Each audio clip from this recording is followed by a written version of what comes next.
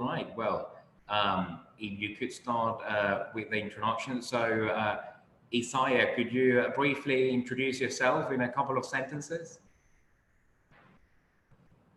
Your microphone is on mute, by the way.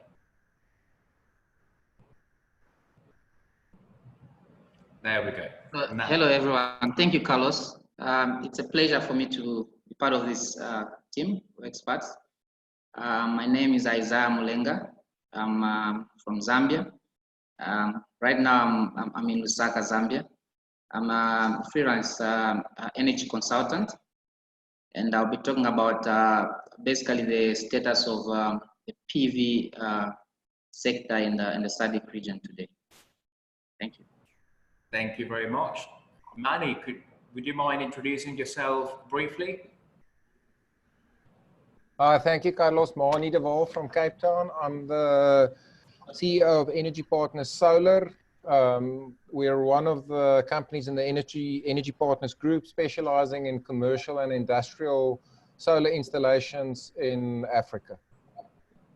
Thank you very much, Manny. And last but definitely not least, Tony, if you could introduce yourself and get ready to share your presentation, because you'll be the first one to present.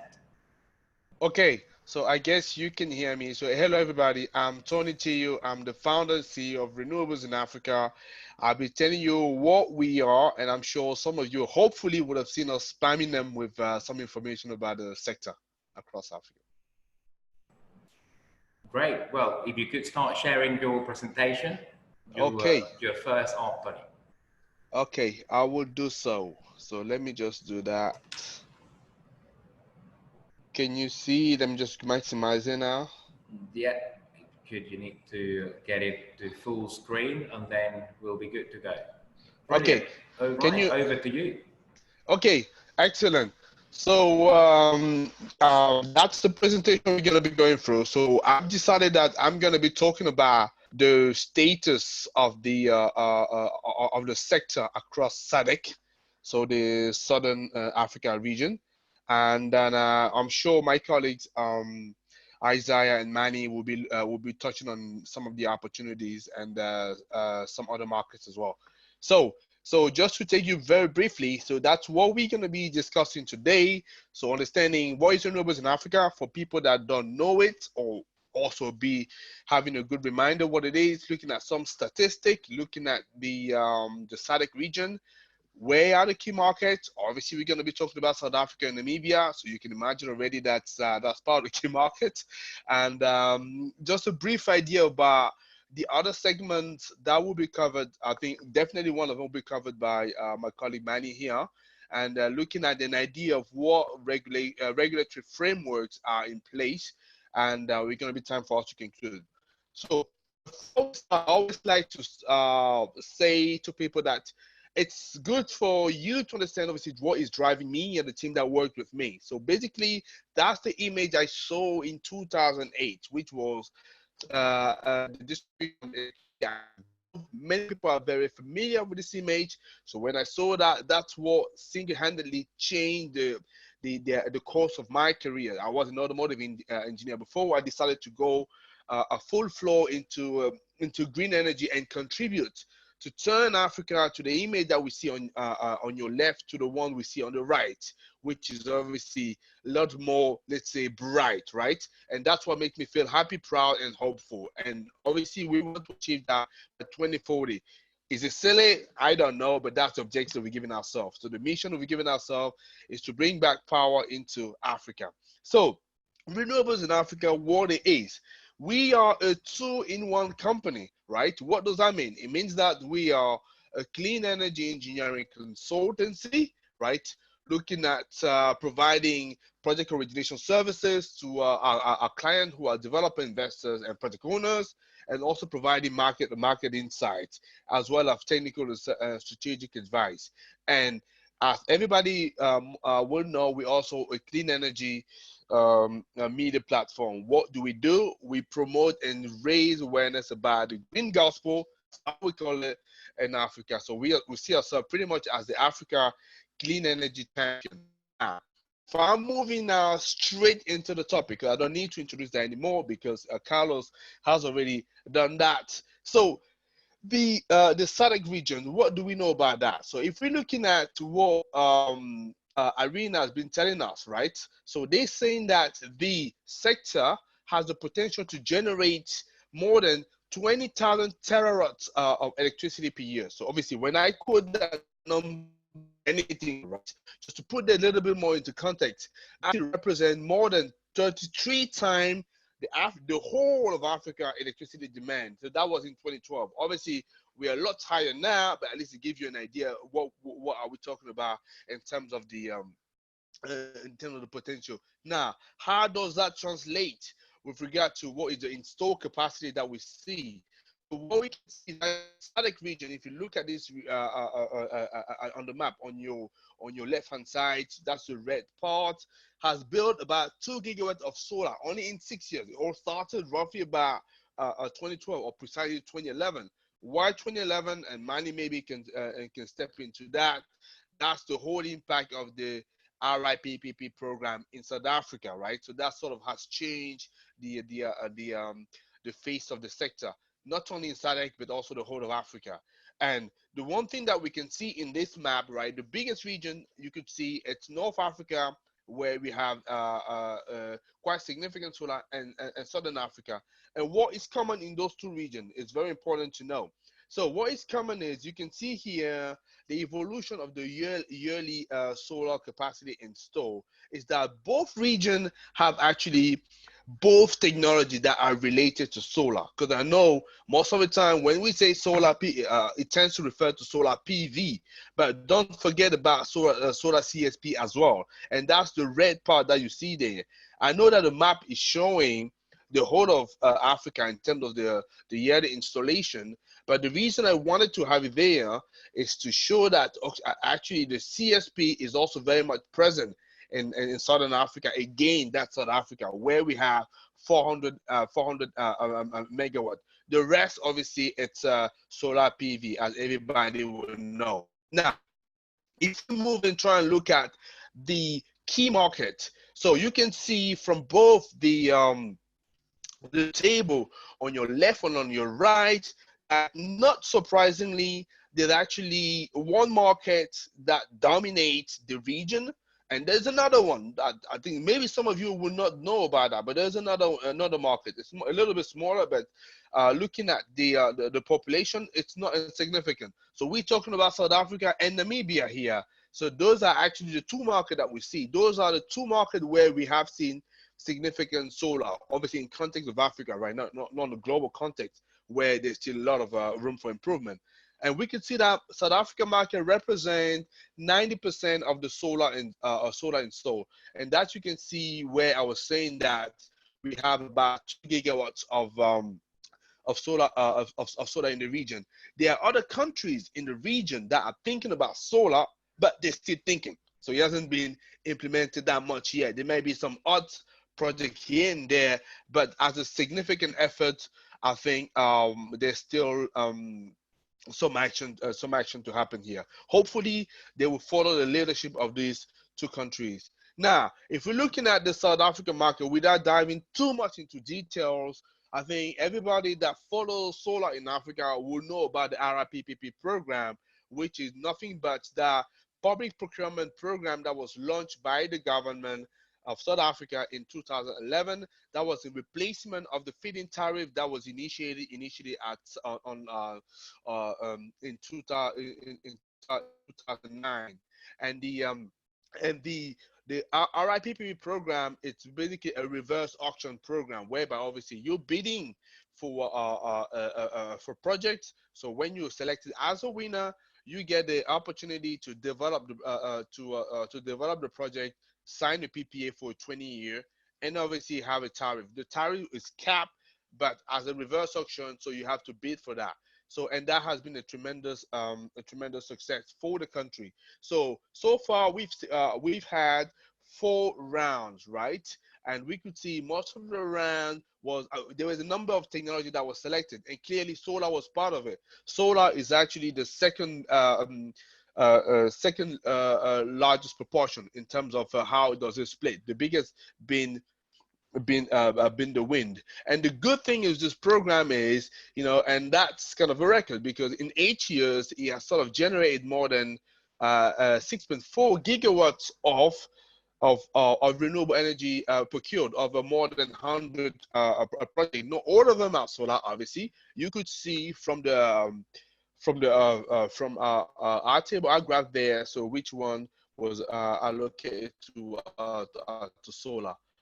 All in all, when you bring that all together, South Africa has been able to generate about 1.5 gigawatt of solar that is currently operational. And there's also about a gigawatt in the pipeline. So the issue though with South Africa is actually when there was this influx of renewables energy that was coming onto the grid, obviously there was an issue with the integration, right? Because everybody know that both wind and solar are intermittent. So how do you properly manage that? That's something that needed to be needed to be addressed. And also with the Eskom, which is obviously the national utility, because there's still a monopoly in terms of the generation and transmission in South Africa. The company having a lot of woes, financial issues that sort of brought the program a little bit into a stalemate for about 3 years. However, last year, the last minister obviously has approved another 27 projects, between round 3 to 4, which was a good news for the sector. And the even better news is actually we're expecting a new round that should be announced hopefully in the early part of next year. So we're going to be hoping that the project going to carry on going forward. So the RIPPP program, which is a big driver for the whole sector in Africa. And as you can see, the best thing has been the price drop, which has been very impressive. Between bid window 1 and 4, the price has dropped sharply by more than 80%, which is actually very, very impressive. And the other important point, which is very, very important for me particularly, it's that with the impact of the government of this program, that has boosted the local supply chain, right, and manufacturing. Because one of the main objective to achieve is to make sure that we can develop the local skills and we can give job to people that are in the continent, right? Not just importing. So the RPPP program has been, like I say, a leader in this school of thought, and we very much appreciate it. Now, so moving swiftly into the next market, which is, as I say, Namibia. So what is quite important to know about this country is that they have one of the best resources of solar in Africa. You can see more than 2,000 kilowatt per meter square per year, and the minimum diffuse radiation. And also, if you're looking at the amount of sunshine that the country generates on a daily basis, it's about 6 to 8 hours versus, you go to Central Europe, so you barely struggle with 3-4. That's twice as much. So that's something that's good to know with the country. However, they have had issues linked to the fact that they have a small population that is dispersed. So that means that the distance between the grid is actually quite high. Obviously, the cost of electricity was also very high, and they've been importing electricity for mainly South Africa, but a little bit of Zimbabwe to the South African to the Southern African power pool before, but they've decided since 2013 to take a matter in their own hand and sort of kickstart the solar. And you can see in about a decade, what they've been able to do is actually to produce significant amount of solar for the country, right? It's been multiplied by 20 if you look at the reference point being 2009. And we currently have a tender ongoing that will generate another 20 megawatt of procurement. Hopefully. So other segment that I will not cover here, and is good because we have all other speakers, and hopefully they will touch on that. In SADC, you also have a huge opportunity. Maybe the biggest, according to me, right, in whole of Africa, is actually the commercial and industrial. Focus on the grid is only a vehicle. all that power actually goes to either the people, the residential, or the businesses. So basically, if you can't tap into the grid, you might also want to tap into the industry, right? That's what CNI for me is so much potential. And the money, hopefully, we'll talk about that. You also have the off-grid, and I think Isaiah has done a lot of work into the off-grid market here, so he might be telling you a little bit more about that. But that will be at the moment outside of South Africa, and then hopefully you will learn a little bit more about that. So I want to leave the presentation here, very brief slides, giving you an idea of what kind of regulatory framework we have, and you will see an example of countries that apply some of these policies. I won't go into detail about that because the presentation will be shared with you, or to say that obviously there's a variety of policy across across the sector, and it's helpful to know them if you want to step into this market. So, and a couple of our publications that you can see available on our website. The last one being the tracker that we released early this year, and we're going to be releasing another one next year that will be available on our platform. And that's all for me. I'm just going to say thank you for your time. Hopefully it wasn't too long and too boring. I'm just going to say PELO, which means thank you in my language. Thank you. Thank you very much, Tony. What's your language called again, and where is it from? Okay, my language is called Bafon, and just to keep you guessing, it's coming from the best ever African football nation. So I'll leave you guess what it is. I think we'll have a room for disagreement here. Don't know. Whoa, I think people can disagree, but you have to look at the facts. So how many cups and how many titles, that's how you should go by, right? Yeah. Just like people will say Brazil, well, when it comes to Africa, after Egypt, there's only one nation. Fair enough. Good. All right. So, well, in the interest of time, we'll move on and do the next presenter, who is Manny.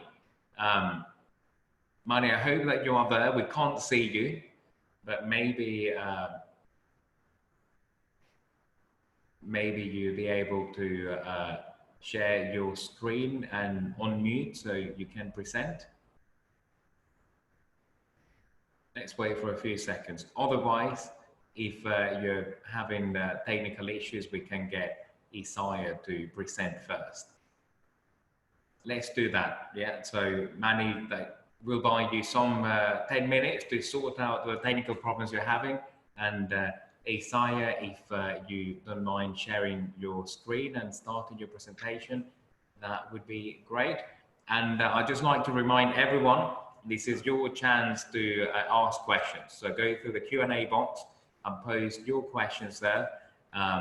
For any other things, if you want to chat with the other, you know, the other people in the audience and you know, messages like that, you can go to the chat box. But questions, please, through the Q&A box. So Isaiah, over to you. And we will definitely send you the presentation slides and the recording as well. So fear not. So Isaiah, your microphone is mute. Hello, thank you, Carlos. Yeah. Am I audible enough? Yeah, I can hear you and I can see your presentation. So. Okay, thank you. Great. So, like I said, I'm so happy to be part of this team. And I know Tony has mentioned quite a number of issues that is happening in the SADC region. I'll just take a different sort of picture. I'll try to look at some of the projects that are currently happening.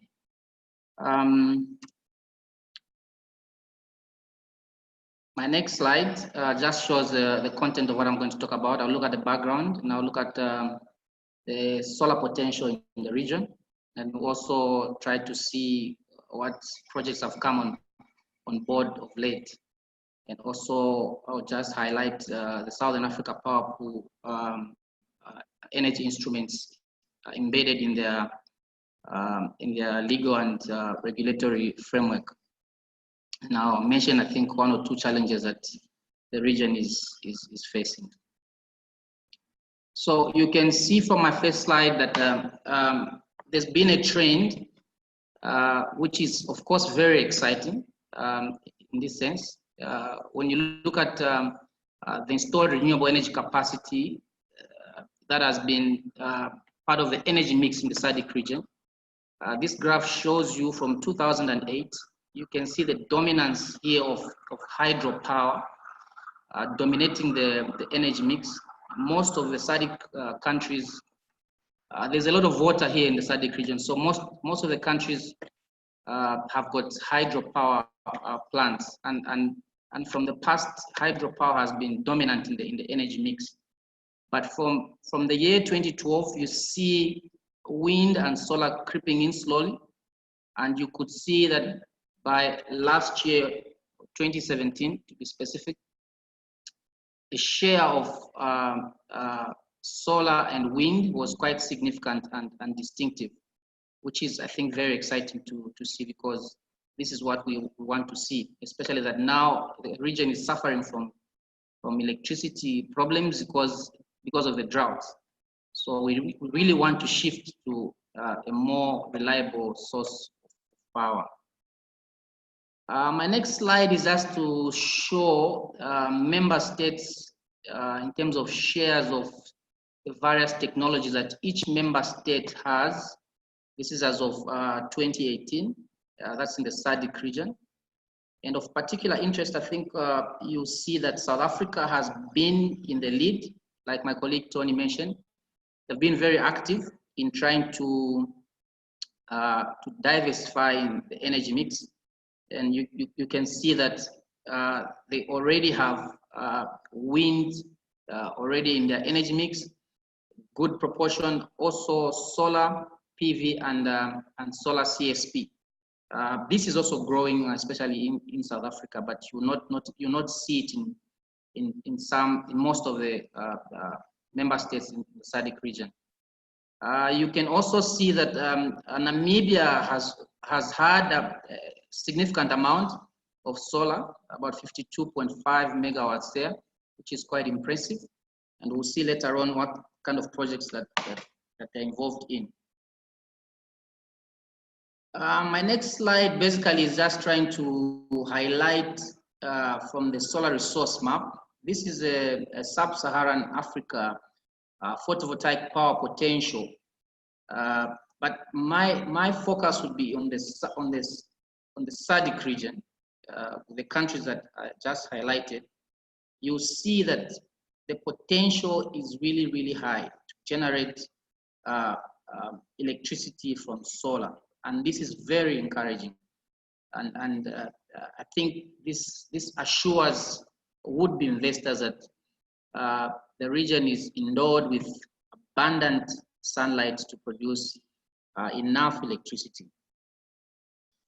In terms of the member states' contribution to the region energy through solar, Angola, who has been dormant in the past, recently has become active. We are expecting about 600 megawatts by 2022 from the current 10 megawatts that they have. This was recently announced. Botswana also is working in collaboration with Namibia with plans to develop about 5 gigawatts of solar capacity over the next 2 decades. Of course, Zimbabwe recently issued a request for qualification for the development of 2 PV plants, each 500 megawatts, with a combined total of 100 megawatts. So we are seeing these projects coming up, and this is exciting for the region, because the Southern Africa Power Pool actually have predicted that they expect over 2,000 megawatts to be added to the region's grid by 2022. So with these projects, it's really giving hope to the countries and its residents. DRC equally was dormant, but the Ministry of Energy and the hydraulic resource of DRC signed a partnership framework for a 400 mega solar power plant, which is exciting for us. Also in the Shopo province of DRC, there's a 40 megawatt solar park that will be connected to the grid. this is exciting. Of course, the SNEA will be managing this through the grid. In terms of Eswatini, Swaziland, the former Swaziland, you also see that they are also not quiet. There is a 40 megawatt of solar generation capacity expected by 2020, and process is ongoing. A list of pre-qualified bidders for tender was just recently announced. In Lesotho, equally, we have activities that are happening in Mafetenge district. We expect some work soon after some feasibility studies are completed. We hope we can have some megawatts from there as well. Madagascar has also joined the World Bank Scaling Solar Program, which I think countries like Uganda and Zambia have been on and progressed well with, I think, producing the lowest tariffs on the continent. So we are hoping that Madagascar can also continue and contribute to electrification in sub-Saharan Africa. For Malawi, Malawi has had a 55 megawatt solar PV plant. There have been some activities there through the USAID Power Africa. They implemented a solar home system program where they've working with the Ministry of Energy in Malawi. They are bringing in solar home system to be distributed, especially to rural areas, to encourage access to electricity. We also expect a 70 megawatt of solar capacity to be developed soon. 21 international companies submitted bids to this project. So this will be exciting to see Malawi also start contributing to the region's power system. For Mauritius, a 16 megawatt grid-tied solar power plant was commissioned early this year, in February. The country is aiming to have a generation mix from 18% to 35% by 2025. They want to ensure that they bring in more renewables in the energy mix by 2025, which I think everyone is looking forward to. Mozambique, I think, has been very active as well. The 40 megawatt was recently commissioned in August in Makuba, and the IFC and the country's power utility are also planning to build small on-grid solar parks across 3 to 5 different sites. These will be ranging from 10 to 15 megawatts per site, and the cumulative output is going to be about 60 megawatts or so.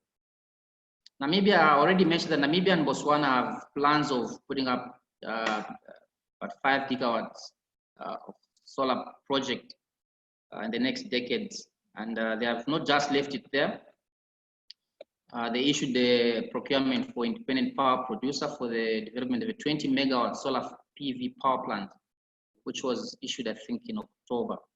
And this will see a 20 megawatt added to the grid in Namibia.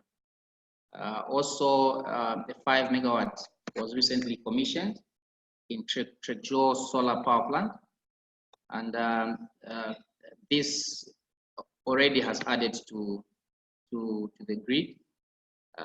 But noting, one thing to notice is that the facility at which this plant sits has a capacity to go up to 27 megawatts. So we expect that it can be scaled up, and we can see more megawatts coming from Namibia. With Seychelles, we're expecting to see Africa's first floating solar power plant, which will be located in the province of Lagoon, and it's estimated to be about 3 to 5 megawatts. This will be exciting to see and just learn from the experience. South Africa, like Tony mentioned, like I also alluded to earlier in my opening remarks, has been the giant of Southern Africa. They have been leading this fight, and I'm glad to report that their REI triple RIPPP produced tremendous results, still producing tremendous results. The Department of Energy envisages actually 114 megawatts of already awarded solar capacity will come online, with a further 300 megawatts of projects, and the advantage that they are doing both solar PV and CSP. So this is amazing for the region. Currently, South Africa, I know that they are really assisting the region so much, even with the power deficit that the region is facing. Zambia currently is importing about 300 megawatts from South Africa. And I think it's because of such efforts that we're able to go through as a region. For Tanzania, Tanzania has been quiet in the solar business, but I think they are up. And the French Development Agency, AFD, and the government of India had committed to financing a 150 megawatt of solar PV, and feasibility studies are in progress for this particular project. Equally, there is also talks of about 60 mini grids to be done in Tanzania. This is still under discussions, but we hope that this can take off and we can see Tanzania contribute to the region's power issues.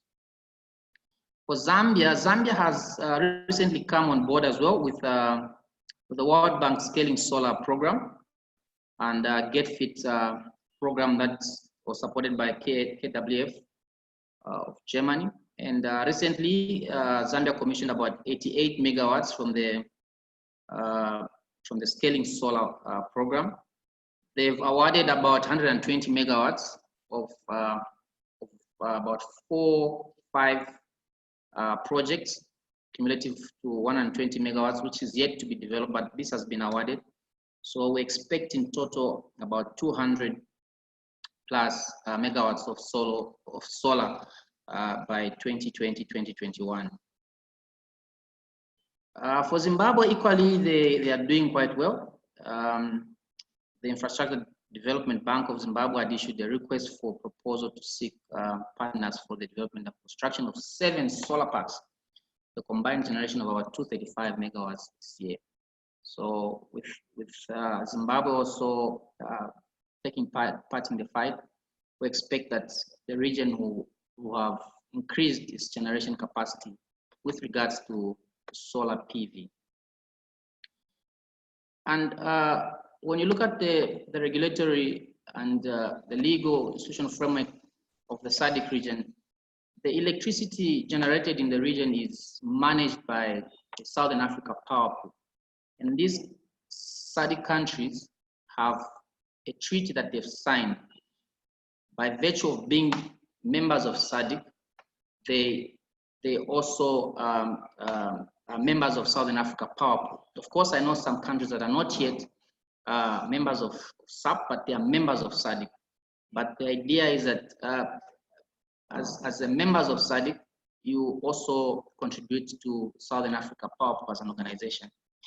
And the pool has developed some protocols or some energy instruments that guide in terms of the whole process of energy security and everything else. And one of them is the revised regional indicative strategic development plan, whose objective is to ensure energy security in the region and also ensure access for rural needs and development. They also have a SADC energy protocol, which deals with harmonizing national and regional policies, and also they have the energy cooperation policy and strategy, which ensures there's effective system management of the network and also the aspect of making these public utilities viable. They also have a regional energy access strategy and action plan, which looks at harmonizing some of the policies, laws, and regulations, especially dealing with issues to do with interconnections and energy planning. So this is just a summary of some of the instruments that the power pool uses in terms of managing and ensuring there's an effective flow of power within the region. Well, some of the challenges that the region is facing, I think the the first one I wanted to talk about is the aspect of low tariffs. This has been a major issue because this has resulted in these power utilities being commercial and viable. Number of power utilities in the region have debts. They're not viable commercially. They can't. They're not doing business.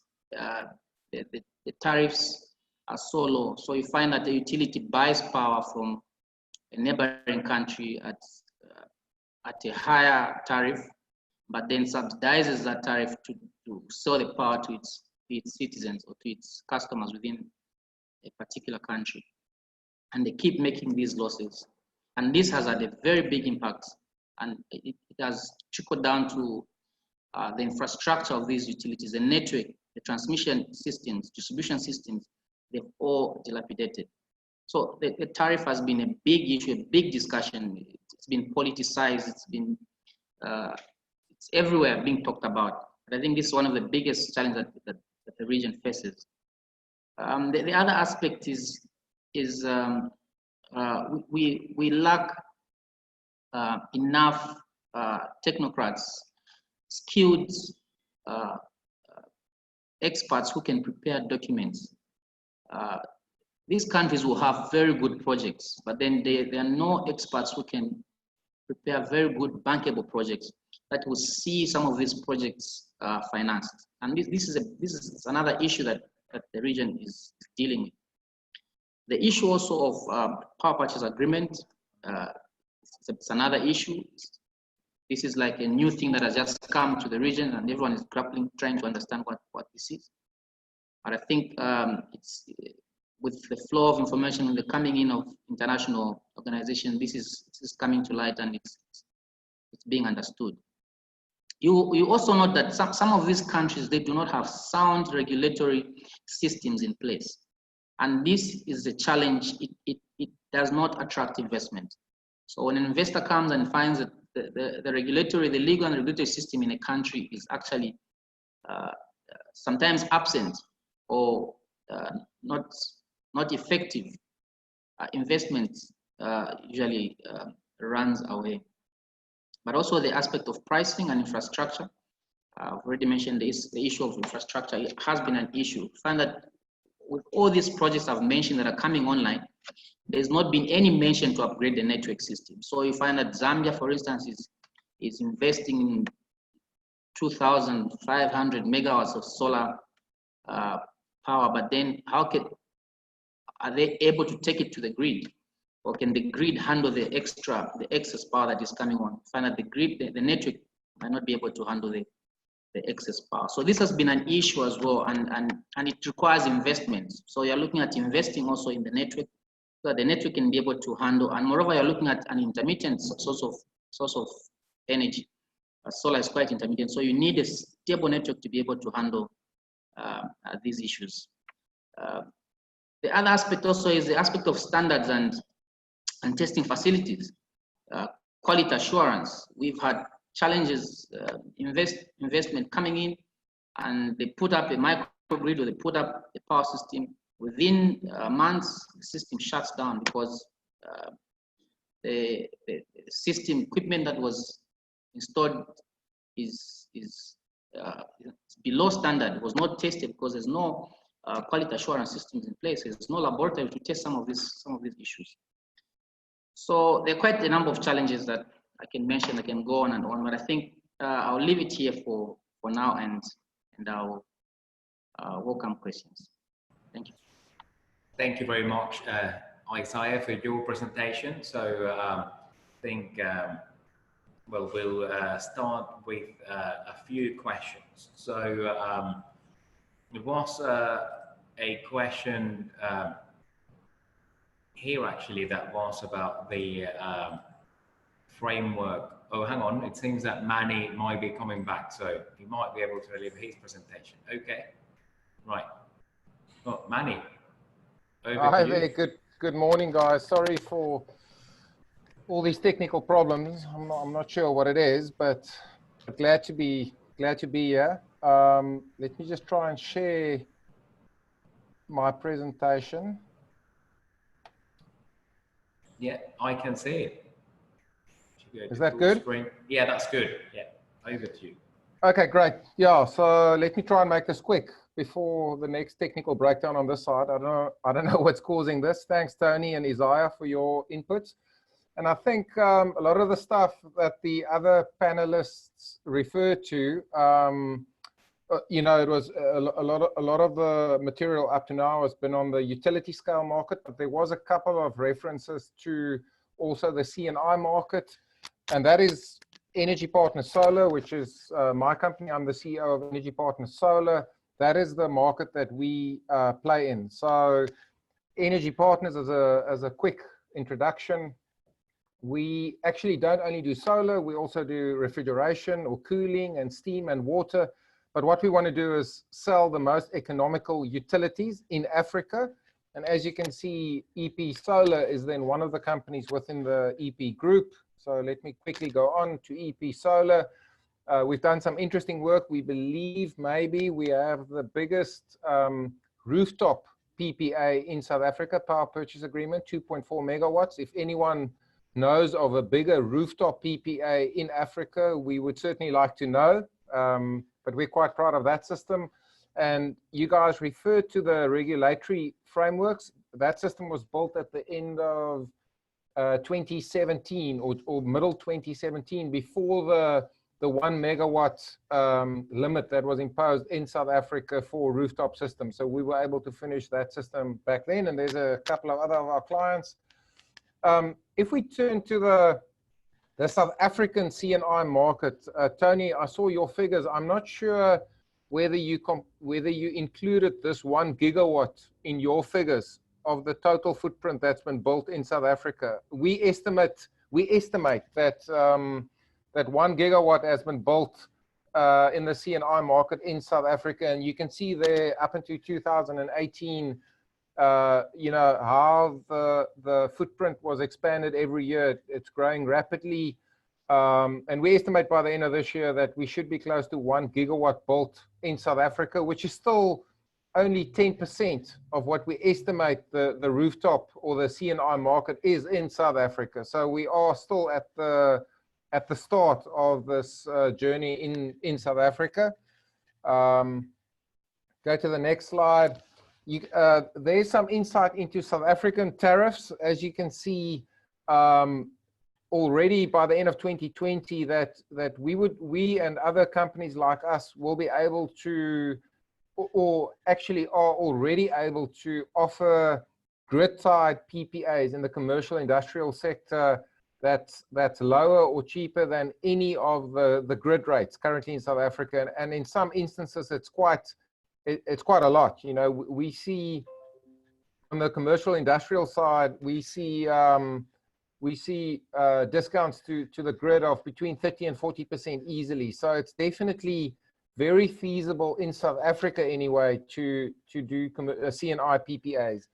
If we go further, I think the next big thing that we're looking forward to, and we've done an analysis on that, is to understand when will grid and storage, partial grid and storage, start being lower than the grid rate. And we estimate by 2023, we should be very close to a situation where potentially you could go off grid if you have the generation capacity and store the energy at a lower cost than the current grid rate. So given all the issues and political issues around Eskom in our country that I'm sure you're aware of, on the commercial industrial side, companies are really looking, they're saying, look, if you can't supply me with power, I will take my company or my factory off grid, if possible.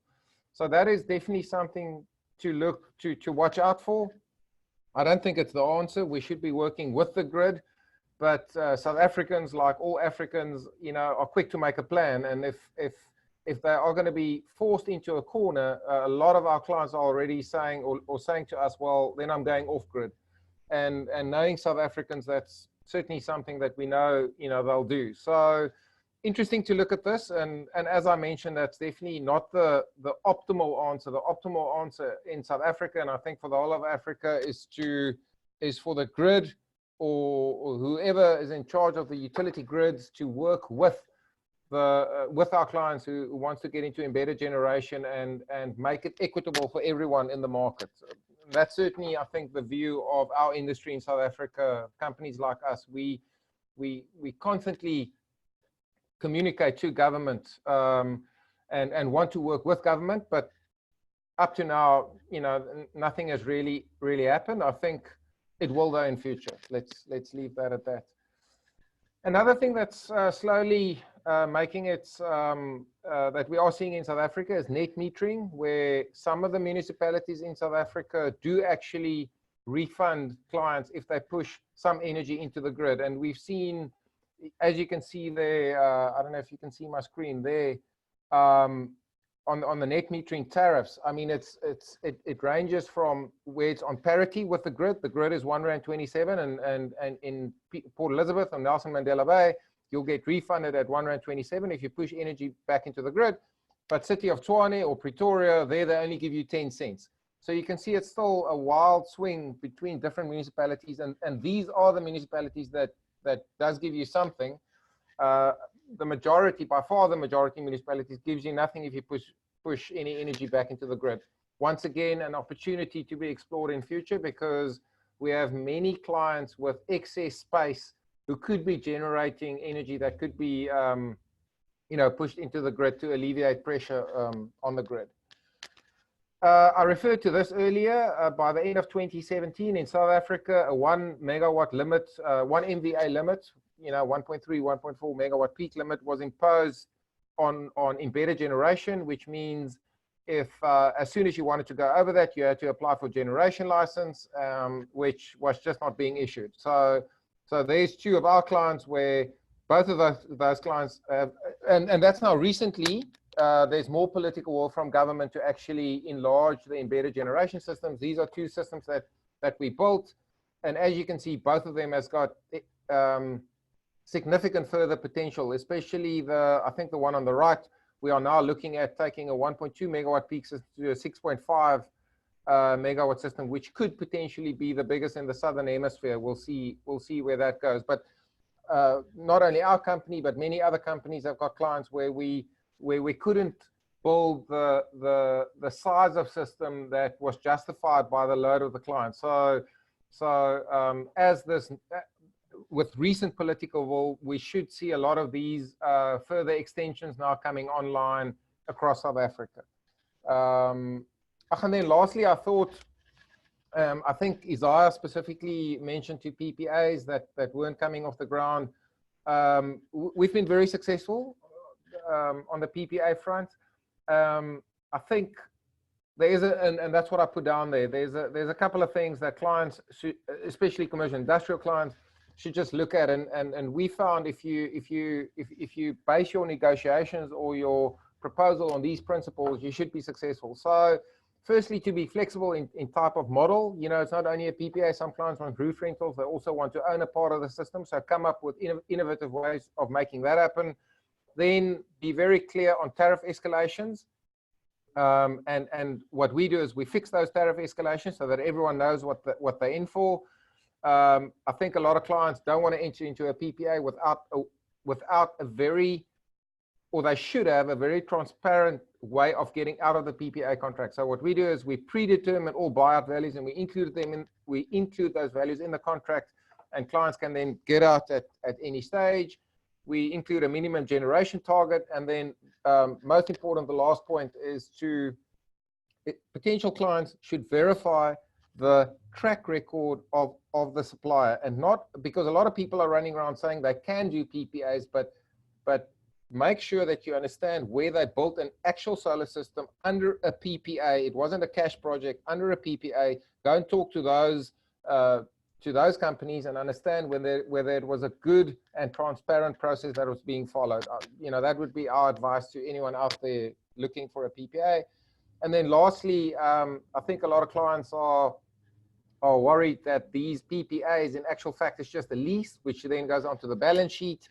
which then impairs your ability to borrow money. And there we've just threaded a path, which the IFRS statement on accounting, why solar PPAs, power purchase agreements definitely does not go onto the balance sheet. So I'm not going to go through the detail of that, but you know, a number of our clients want to do a PPA, but are worried that this is going to end up on their balance sheet and impair their ability to borrow money. So solar PPAs definitely does not go onto the balance sheet, and I can answer questions on that or send through slides. And that's me, guys. Yeah, 10 to 1. I don't know. We haven't got a lot of time. Thank you very much.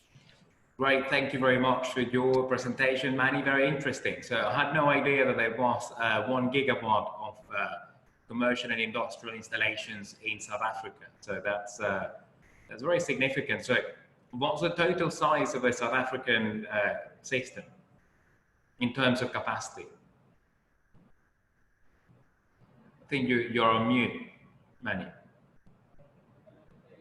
There we go. So, sorry, Carlos, just say that again. What's the total? The total installed capacity in the South African grid. Yeah, I think roughly, I don't know, you don't have 50 or 60 gigawatts, but the problem is only half of it or less than half of it is currently operational. Right. So, but yeah, I'm as you know, I'm in the C&I market, not an expert. Maybe one of the other guys actually has got info. No, I just want to put it into context, you know, how significant that is. And okay, so I've seen that Isaiah has been answering questions on the Q&A box, which is great, but we have a few minutes, so let's run through the questions that remain. So a question by Zaid Al-Halad says, what is the typical duration of a PPA for a CNI customer in South Africa? And he mentioned, he quoted a rate between 0.55 to 0.7 rand. Yeah, I suppose that question is for me. So that rate is 55 South African cents, which is the lower, you know, make it 60 South African cents, which is about $4 cents as a starting rate per kilowatt hour. And we've seen contracts ranging from 10 years to 25 years. That would be the range. And there's different reasons why clients want different contract terms. If the longer the contract term, of course, the lower you can set that rate. But some clients are within a lease in a building and the lease runs out within 10 years and therefore they want the PPA to also be only 10 years. So there's different reasons why clients want different contract terms. Okay, and there is a related question, which is whether the assets revert to the roof owner at the end of a contractual period. So what happens after the contract ends? Yeah, I mean, it's part of how the contracts are written. It's not an automatic transfer of ownership. The client has to elect to take over the asset. But from our side, the way the tariffs are set up, that basically the client can take over the asset at a nominal value. You know, basically at a very small value, the client can take over the contract. And what we then foresee is that the client will enter with the solar supplier into an O&M contract. So once or just lower the rate to something very small. You know, just continue with the PPA on a different basis. Okay. Thanks. And, you know, moving on to other applications, really, I'd like to ask Tony and Isaiah. So what's the potential for off-grid solar or is there a market in Africa where you see that off-grid solar could offer more potential than in others? Okay, I can take the question first, and I'm sure Isaiah can chip in. So there's definitely a market for off-grid, because the problem that we see at the moment, we all saying that, oh, that's the UN goal, which obviously we backing because the UN represents everybody in the planet. So we're saying that we need to achieve electricity access, you know, full capacity by 2030, right? At the moment, the electrification rate is only low 40% across Africa. What we know is if we only counting on the grid, right? So obviously it's going to take us, you know, decades to get there, if not even never, right? And because grid have a lot of issues, that means that if we are serious about bringing electrification to everybody, it has to be looking at other way of doing it. So we talked about the distributed model as opposed to the central model. So clearly, and that's where you have the off-grid, specifically the solar off-grid, the mini grid tapping in. And even into what Manny did say, even in countries that are, let's say, much more advanced economically speaking in Africa, like South Africa, the grid is also having a lot of issues. And personally, I know there's a lot of people I'm working with that, like Manny said, would rather go off grid, and they're looking at how they cannot do that. And because solar now is dropping, so they considering seriously this solution. And it's the same story in many other places in Africa. So actually, there is a big grid market for off grid. Right. You know, and roughly, could you put a gigawatt number on that market? Okay, what I can give you is, Manny mentioned 1 gigawatt of a CNI market in South Africa. I didn't know that. That's great. I've been looking for numbers. Thank you for that. That's good to me. But I would say, equally speaking, if you're looking at the last 5 years, so we built about 1 gigawatt of off-grid. That's across obviously the whole of Africa, and the trend will be going upward. And why am I saying that? You see companies like BBAX that I'm sure lots of you will know in the off-grid market, and more impressively, NGUE, who is one of the big companies out there, who has bought Mobisol. They've not done it because it was a bit of a charity mode. No. It's because they see clearly a big opportunity there. So 1 gigawatt in the last 5 years. So I can definitely say in the next 5 years, I can see that figure doubling or tripling. Right. Well, that'd be very impressive, and that'd be really positive for all the people who will get electricity. Isaiah, please. Yes, if I can just add in a bit what Tony has mentioned.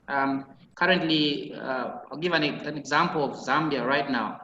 The challenge that we have is not extending the grid. The challenge that we have is having the capacity itself. Where is the power, the energy? It's not there. So if we are going to have access, I don't see governments in Southern Africa investing in grid extension more. I see them investing more or opening up investment in off-grid systems because they are cheap, they're easy, and they are easy to scale up. And the challenge that we have right now, extending the grid, involves a lot of investment, which currently we do not have. So it's a new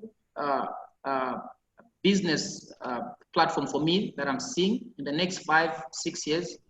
Most of these African countries would shift from extending the grid to have isolated mini grid and off-grid systems that I think have become more beneficial. They are easy. The initial cost is affordable for these countries. And so going forward, I really agree with Tony that we will see expansion in this field of grid. Thank you. No, thank you, Isaiah, and well, thank all of you. I have to say that I feel like I'm cutting the conversation short, but unfortunately we've run out of time. I'd like to thank all of you for your presentations, very useful, and and I'd like to thank the audience for actually being here with us. Just small reminders, we have another webinar which is on solar heat in Morocco and Tunisia. So you can see that webinar on a link to that webinar in the chat box. And in that webinar, we'll be talking about the work that those countries have been doing with the World Bank to bring solar heat for industry on stream. So it might be interesting to some of you, I hope so. Right, so, without further ado, really, I'd like to, as I said, thank all of you and the audience, and see you here next time. Thank you. Thank you very much. Thank you. Bye-bye. Goodbye.